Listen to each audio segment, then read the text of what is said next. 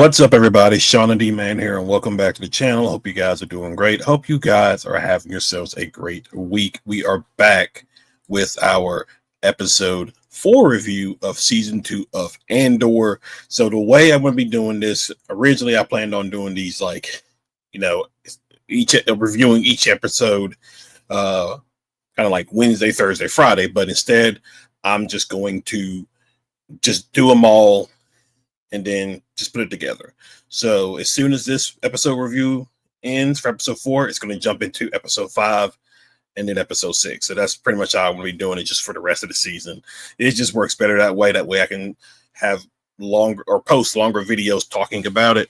But overall, episode 4 kind of had that Andor formula where it was just not much really happened in this episode. Very slow burnish for this episode. There's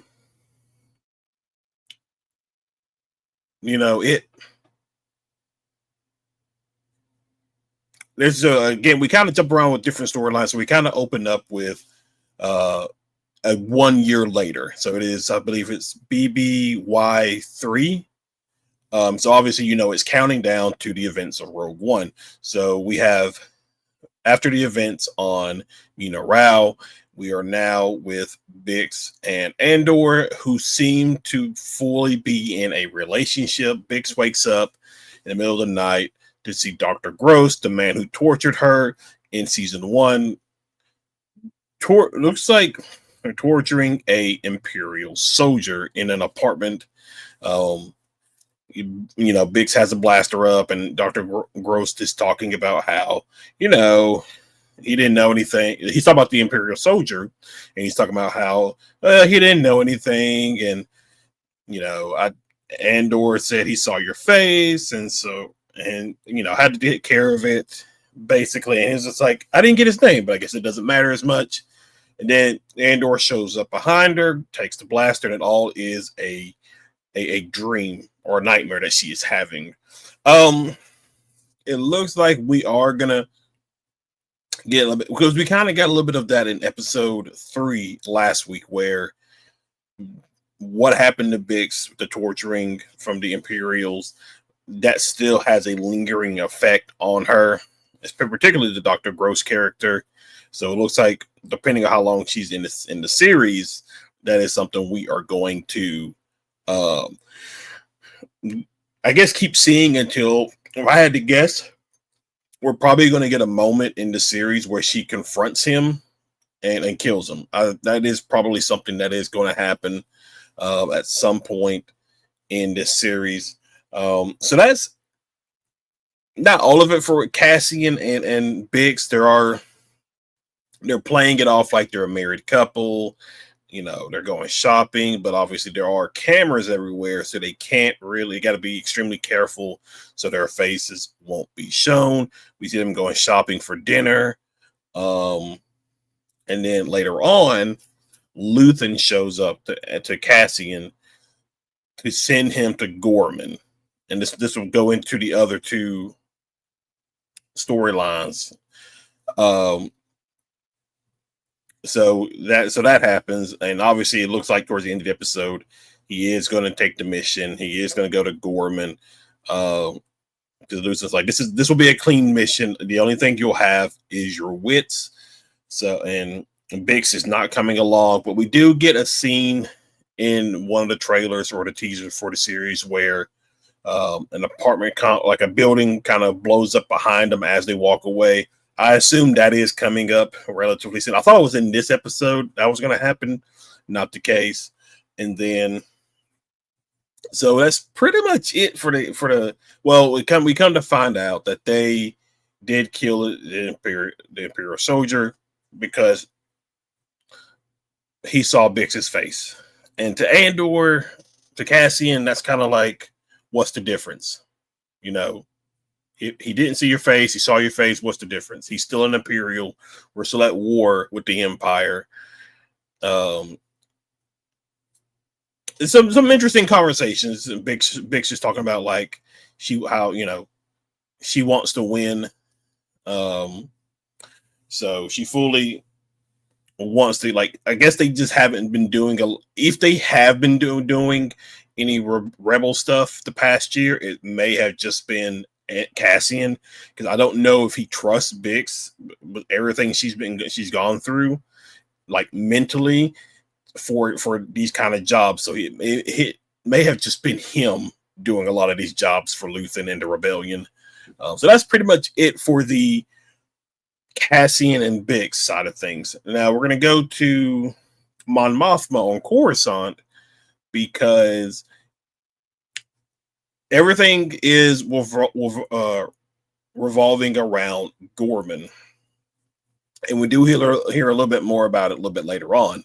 But it seems as if she is trying to get enough votes to kill some kind of legislation involving Gorman. Like we see her, just this montage of her talking to other senators, and even I believe a representative from Gorman talking about, and she's like, who helped lift the blockade and everything. Like she's trying to call in favors to kill this bill, but it seems like a lot of people don't want to touch Gorman, and a lot of that is probably because they don't want to feel the wrath of Emperor Palpatine. He gets name dropped a couple of times in this episode, so it seems like nobody really wants to stick their neck out and vote with Mon Mothma in fear of the Emperor. Now, Mon Mothma is definitely doing it because obviously she's leading the rebellion secretly. At least she's helping with the rebellion. She's not the leader of the rebellion just yet. And so that's pretty much what we see. We do get to see some aliens, which I don't think we saw in the first 3 episodes of season 2. We did get a little nice alien shots as well. So that's relatively it for the Mon Mothma stuff. She's working on getting enough votes to kill this legislation. And then we do get to see Saw Gerrera again. Now, this Saw Gerrera looks like, now obviously he's not the same form that we see him in Rogue One. This one's probably Star Wars Rebels-esque looking version of Saw Gerrera. He doesn't have, like, at least I couldn't tell. He doesn't have like the metal foot. He doesn't have the breathing mask that we see him with in Rogue One. So the events of him going to Geonosis was Kanan, Ezra, and the Ghost Crew. That hasn't happened just yet. We see Willman, who was in the first 2 episodes there, building I guess a machine to siphon off fuel or to take in fuel. And so that's there as well. And then really the main thing about this episode is from the Imperial aspect of it. And so we open the episode with Cyril on Gorman. And we do know from the first 3 episodes, Deidre is now in charge of the Gorman project. And so Cyril is being followed and being watched by some Gormans. Now, I don't think these are like rebels. At least they could be. They could be rebels. I don't get the impression that they're a section of the rebellion, even though they call them the Gorman Front and things like that. I don't feel like they're rebels. They're more like disgruntled anti-imperial citizens, is what it mainly feels like. So Cyril's being watched. His comms are being hacked. He's being followed because we see at the beginning he's getting ready for work. He kind of tilts the mirror and there's somebody watching him, but then quickly goes back to work. As he takes out or goes out of his apartment, he places like a wire on the ground, which is actually pretty ingenious. I really like that. He places like a piece of string on it to indicate that if it was broken, somebody had entered the apartment. And so we just see and hear the conversation between him and his mom. I don't know if she's playing along with it, if she knows, or it's just, a cover, but she is talking about like how, you left a nice job. You You left a nice relationship. You left a nice home on Coruscant to go to Gorman. Like, you don't realize that you're being sidelined, and she's building. Technically they both are. They're building up all this animosity and kind of putting in this anti-imperial lingo that the Gorman people who are listening are going to pick up on, and it's going to fall right into what is going on. So, at first I was kind of like, when his mom was talking about how, you left a wonderful woman, a wonderful job. I was like, oh, okay, this is interesting. So they broke up, and a year later or so. No, that's not the case.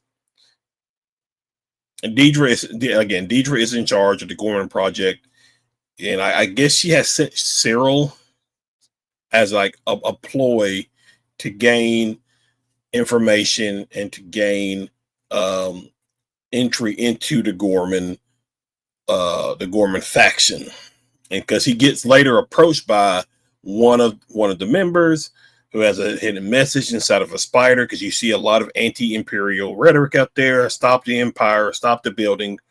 And because we later find out they have like this underground meeting, and a lot of people are just disgruntled. It really has to do with the armory that we heard about, I believe in episode 1 or 2. I think it was episode 1. The armory that's being built on Palmo is being built. That's basically, from my understanding, is being built that it's going to overshadow the memorial for the Gorman, or what they call the Tarkin massacre. I don't know if this is the same massacre, the same thing. I think these are going to be two different massacres that happen potentially. But one is where 16 years ago, Grand Moff Tarkin massacred 500 Gormans, and I think his name is Rizel. It talks about like how, I don't putting an armory or a fortress or any kind of imperial building that overshadows the Gorman Memorial would not look very kindly upon. And you can see how everybody's just really frustrated about it. And again, they're asking about, blueprints, floor plans, that kind of stuff. So it doesn't really come off as they are not imperial, but they are part of the rebel faction. Because even later on, when Andor is talking to Luthen, they never met, but they probably had a passing comment with each other. So that's why he's trying to get Cassian to go to Gorman to potentially recruit Rislin into the rebel fold. Because even he says, how things can be, or how things can look with a man like Ryzen, getting involved basically. So while that's going on Gorman, we're back on Coruscant. We see Deidre, I can't pronounce his name, the head of, I guess, ISB, and they're talking about how, because the Axis thing is still going on, searching out rebels. They talk about how they've had 30 arrests and seizure of 75 restricted Imperial weapons, just all these different things. But there's no hardcore information. It's just digesting the data, and nobody's really formulating what this means or what's going on. Lonnie, who we saw in season 1, who is a spy for Luthen, ends up being, getting lunch with the new person in charge of Axis, which was Deidre's old place, which Deidre is very much upset about, because that was her thing. And she even says, she doesn't want the glory. She wants Andor. And so Lonnie tells Luthen, he brings up Gorman. So everything is revolving around Gorman.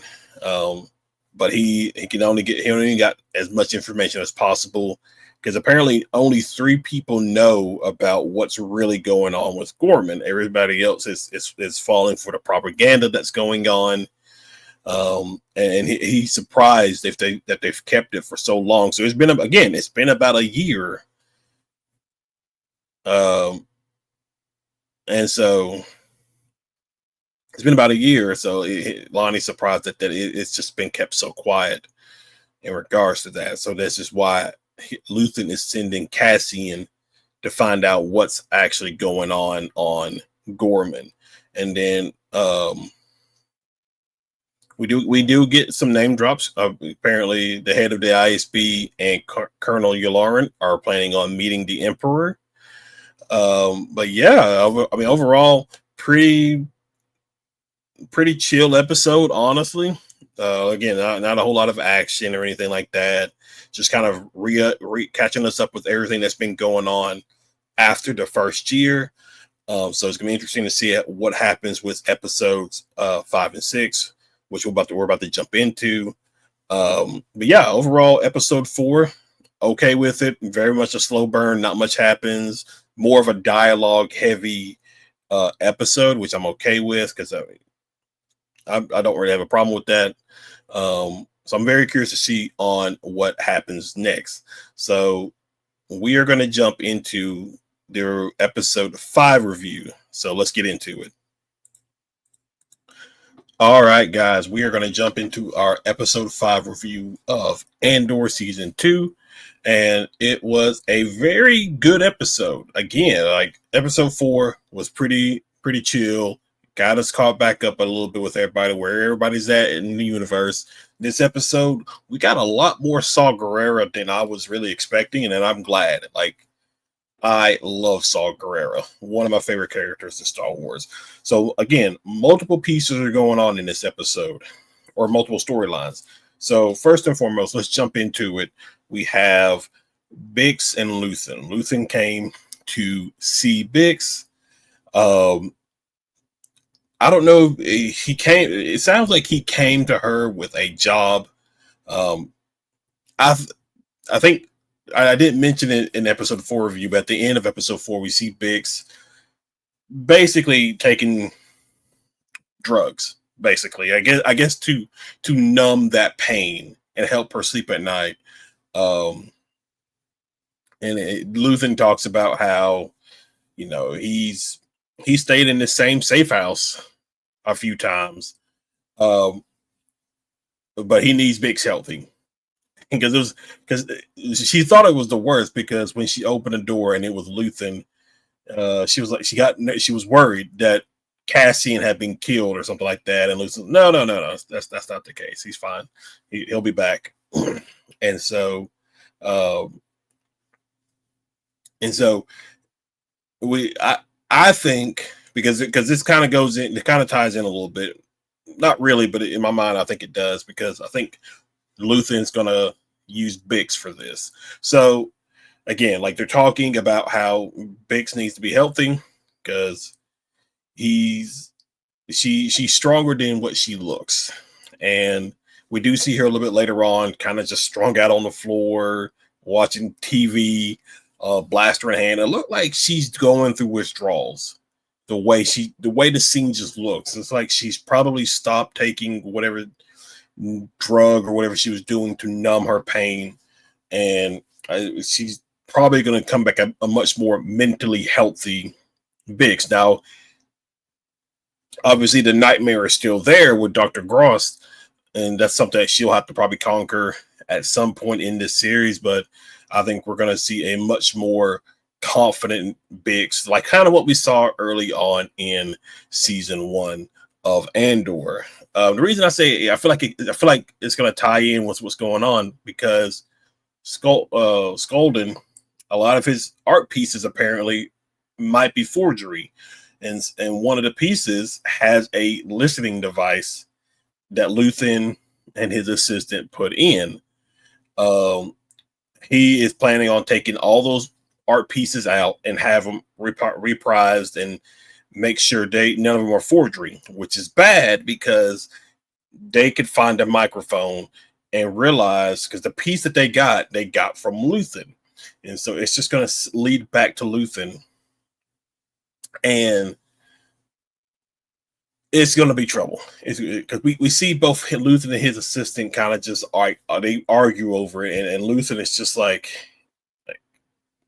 it's like too it's too he's the only man who knows everything, and it seems like everything's just overlap. They're drowning. Like it's just Luthen kind of controlling everything with Mon Mothma there in the background before she takes that leadership role and being the face of the rebellion.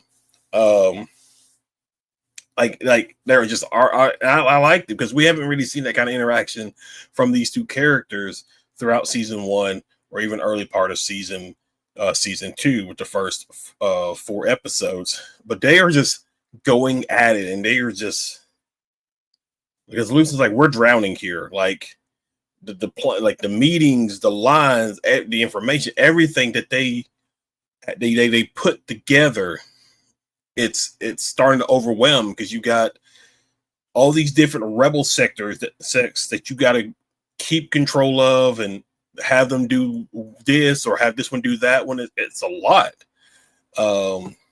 And so their plan is they got to get this microphone out after a party that Skolden is having. So my thing is for episode 6, I feel like, or it may not be in episode 6, it might be in the second half, but I think it's going to be in episode 6. I think I could be wrong, but I think Bix is probably going to play a role in this. Lucian's going to get her into the party, and her job is to retrieve that microphone. Could potentially, because I don't know. It just seems like that's going to happen because I don't think Luthen himself would go. If he went, his assistant would go too. And while Luthen is distracting Skolden or something like that, the assistant will get the microphone. But at least that's just my thought about it. So that was a whole thing. Then we get Saw Gerrera. Now Willman, we saw him at the end of episode 4, and he is working on a device that to hack fuel lines, basically to get right on fuel. And he is supposed to teach Polty, and I kind of called it at a certain point when they were discussing, but basically Polty was having trouble. Like I think it was like 8 combinations, 5 variations. Like there was a lot of moving parts in order to hack into this fuel line. Because you could either kill yourself or technically blow yourself up and kill yourself. Same thing. And so we see later on between Polty and Saw, they're discussing everything, and Polty's like, I have it all in my head in theory, but like there's too much variation, there's too much information. If he can focus on like what the target is, if he can focus on that one variation, he can get it. And because Saul's plan is for Polty to learn everything and then basically Willman, but not the case. And I kind of called it too. I was like, after they had that conversation, I was like, Saul's going to probably kill him, right, and keep Willman. Exactly what happened. Because Saul walks up to Willman and Polty as they're getting ready for the mission, and basically points a blaster at him and saying, "Is he ready? Like, do you know? Do you think? Or like, well, which is it?" And Willman's just like, "It's neither. Like, I taught him everything I know." And he ends up shooting Polty. Now, they called him a traitor, and they found like an Imperial listening device, or it's some form of Imperial device on him. Now that more than likely was planted. I don't think that was the case. I don't think he was a spy. I think that was actually planted to give the excuse of killing him, and keeping Willman. So, but then we get a great speech from Saul. Talk about freedom, him inhaling that ride on, him telling the story about how it would just eat, people, you would feel the burn before you sense the smell of the Rhydon. And it was just like the monologue he had was really, really, really good. I really enjoyed it. And so that's pretty much it for that story arc. Now the ISB, Cyril and Deidre. Cyril returns to Coruscant after basically feeding the information to the Gorman front. They meet at the headquarters and they kind of go over the plan. So Cyril basically tells them everything needs to stay consistent. They got the schedules, the packages, everything that I supplied to the Gorman front needs to stay consistent, so that information is, it's verified. It's not false information. And then basically they're gonna let them win. The Empire is going to let the Gorman front win and give the impression and get them to be bolder.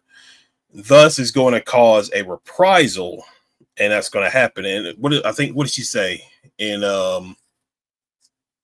and I think maybe it was episode 1, where when there was with Director Krennic and they were discussing about Gorman, have a few Gorman do the wrong thing at the right time. I think is what she said. And so these guys are they're going to be scapegoats, plain and simple. And it's going to give a reason to the Empire to probably take control of Gorman, because of an insurgency threat. Now, again, this is probably going to be like second half of the season. I'm very curious on how this plays out. The best thing about Andor, whether it was season 1 or even a little bit here, was what we've got is the Imperial side of things. Like, I still find like this version of the Empire very, very menacing. It's just the way they're talking about in episode 1, or at least the first 3 episodes, Gorman has a resource that the Empire needs for the Star Destroyer, the reactor lens. We are basically going to have to mine the entire planet and the planet's not going to be there anymore. So there are inhabitants on the planet. We need a reason and a way to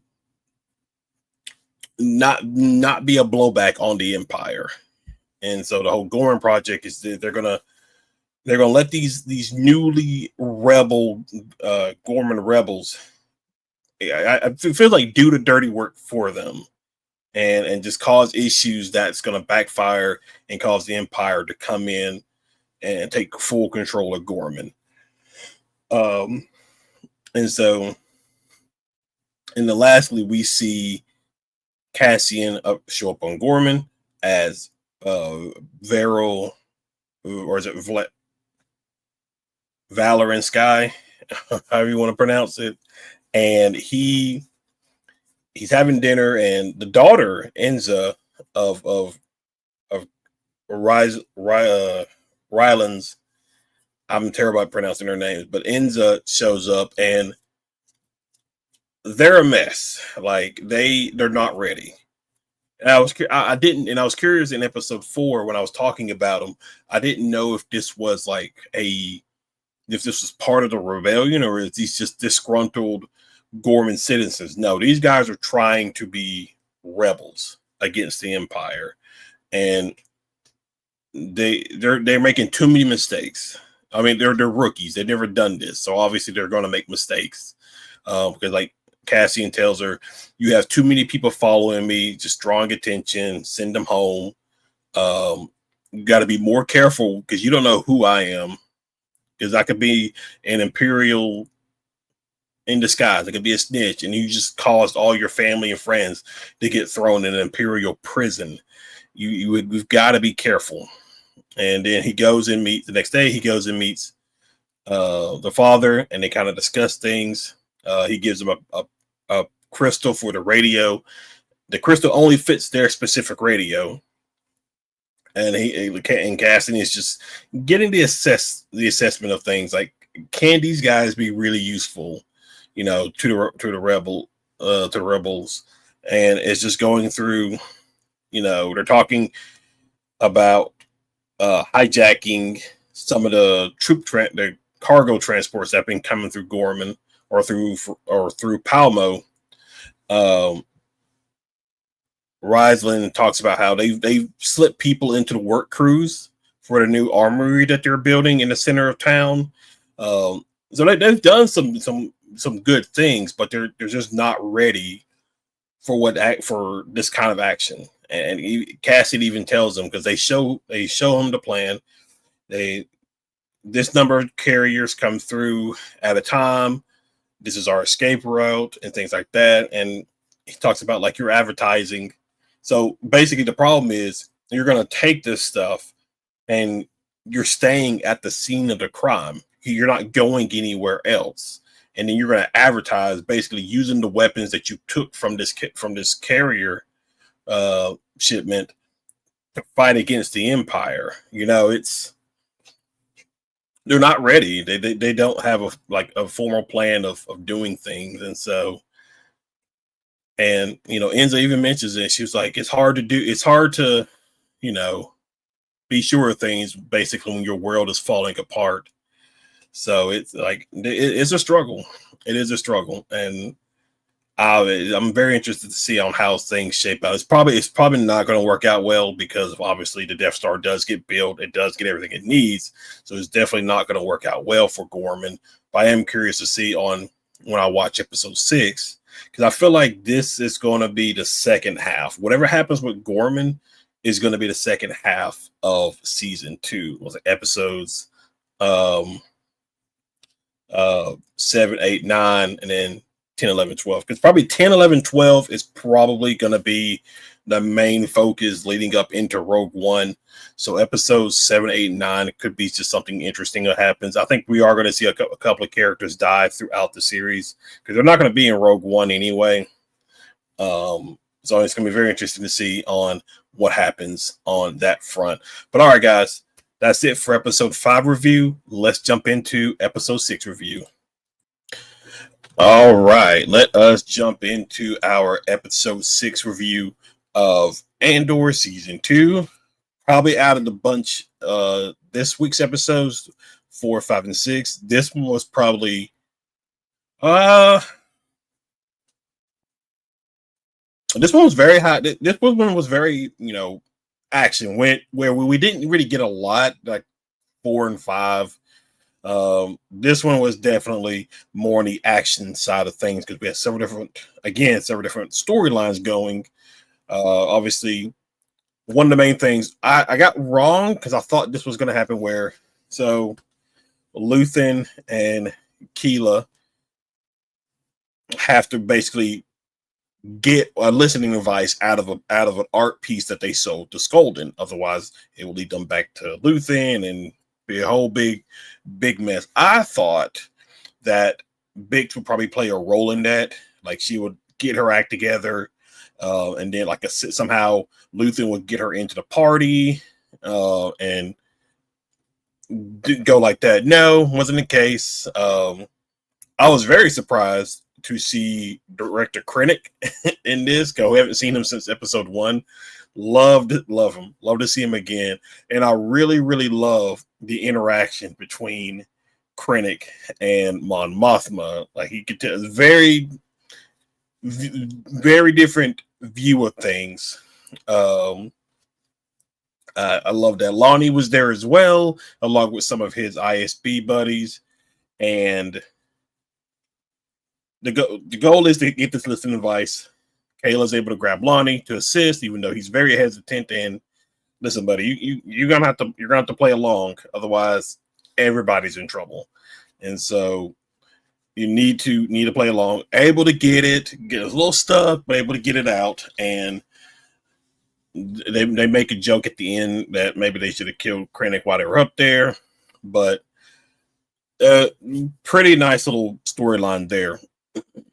Something I did not much think think of, but should have thought of that eventually was going to happen, and that is because Luthen just sees everybody as pawns, and you hear it as much from him at the beginning of the episode. He goes and picks up Cassian. They discuss the Gorman front. Cassian's like, they're not ready. They started too late. They're not ready for anything like this, and he gets a little because apparently he heard from Gorman this morning, so Luthen's keeping a lot of things close to the vest. Doesn't really divulge much information as you would figure. He thought, and Luthen is talking about how can you imagine a planet with the wealth and status of Gorman in rebellion against the Empire, and Cassian is like, what if they fail? And Luthen's just like, they'll burn brightly. It's a for Luthen's cause, it's a win-win. He gets Gorman, the rebel front, to extend the Empire and tie down Imperial resources, or Gorman gets destroyed, thus causing a ripple effect throughout the galaxy, causing more people to potentially flock to the rebellion and fight against the Empire. In his mind, it's a win-win regardless. And so Cassian is very much against it because they have no training. They're just not ready. Like, none of these people have probably fired a blaster in anger or anything like that before. They're going to go against maybe not well-oiled, but probably a much more tested imperial force. And so it potentially could end poorly for them. But like I said, to Luthen, it doesn't matter. It's a win-win. Either he gets what he wants or he gets what he wants, just to say the least. Cassian makes it back to Bix, and I thought after the conversation with Luthen, I thought she was going to kick the drug habit and kind of sober up to get ready to go. No, we see her, she still takes it, but they get into a little bit of a heated argument because Bix told Cassian that Luthen came to visit, and Cassian is not very fond of that whatsoever. He's like he waited till after I was gone to come to you, and she was like, well, he wanted me for a weapons appraisal, but he changed his mind, and it's just Lucian's playing. He treats everybody like pawns, and we see it, which the ending makes sense because I was like, why?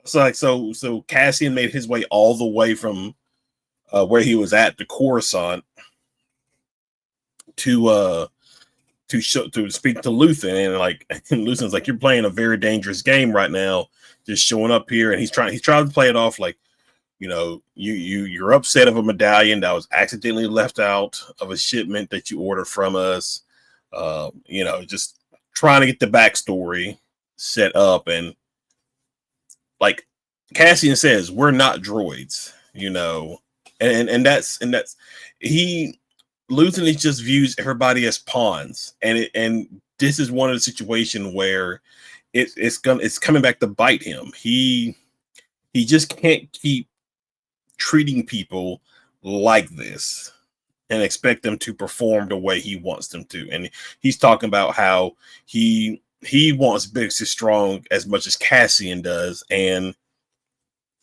maybe he's kind of giving the inclination, or Cassian's kind of putting it out there. I'm sure it'll be a lot easier if it was just me, that way Cassian's more focused and not have to worry about Bix. But I mean, it's crazy. We do see at the end of the episode, they do find Dr. Gross, and Bix kills him. I guess technically they killed him.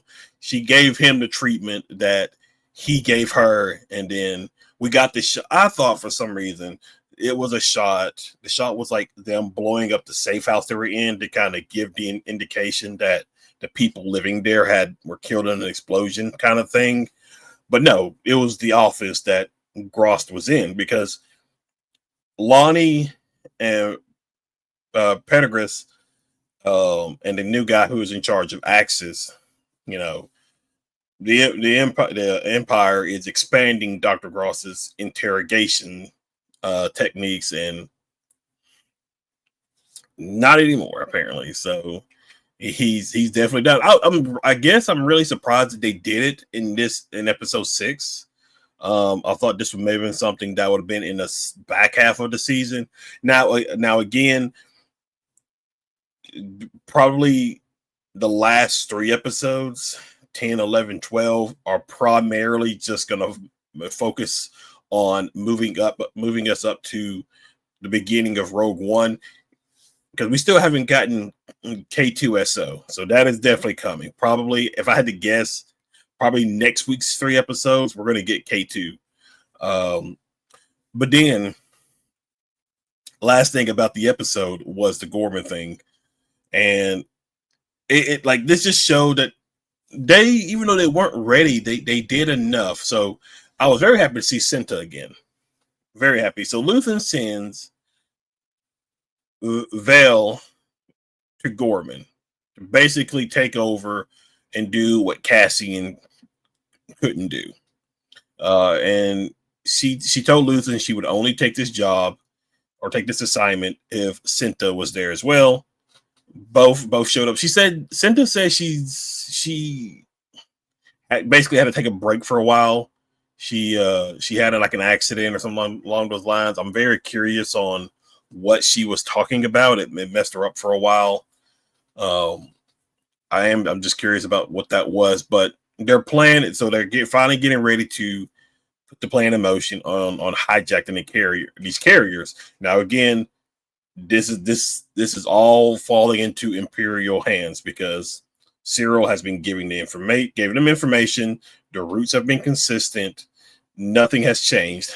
And we see Cyril later on just kind of watching from a rooftop in the distance and kind of relaying the information that what he's seeing back to Deidre and Pendergrass. And everything pretty much, there's a little scuffle because the Gorman rebels, as to put it, they are definitely they're not patient. They're not being patient. They're trying to be too aggressive with things, because you see how the way they're talking with Cinta and Vel, and both of them are like, this can only work if you follow orders, and everything, like, you have to do that. If you cannot do that, then you just go ahead and get out now. They all agree. They all follow orders. Cinta kind of gets a bad feeling about one of the drivers. I forgot her name, honestly, but everything goes good. The carrier comes. They AMP it basically, and they start to get the weapons and everything. Meanwhile, again, they're being watched by Cyril. He's relaying the information. Everything is pretty much going according to plan for both sides. This is just to make them get the feel that they're getting. It's going to make them get more bold in the future with these operations. And so, one of the guys who was at the underground meeting in episode 4, I think it was. Yeah. I think it was episode 4. He shows up and kind of gets in the way. And one of the things that both Cinta and Vel said, nobody's going to have blasters except for those two. They'll have the blasters. Well, he pulls a blaster and it gets into a scuffle and shoots Cinta by accident, of course. And I was like, no, don't, because Cinta was one of my favorite characters from season 1.